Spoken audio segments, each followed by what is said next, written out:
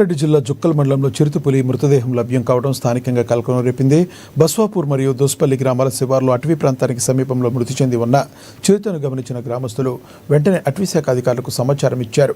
సమాచారం అందుకున్న ఫారెస్ట్ అధికారులు సంఘటన స్థలానికి చేరుకుని చిరుత మృతదేహాన్ని పరిశీలించారు. చిరుత శరీరంపై ఉన్న గాయాలను అధికారులు క్షుణ్ణంగా పరిశీలించారు. మృతదేహానికి పోస్టుమార్టం నిర్వహించిన తరువాతే మరణానికి గల కారణాలు తెలుస్తాయని అధికారులు వెల్లడించారు.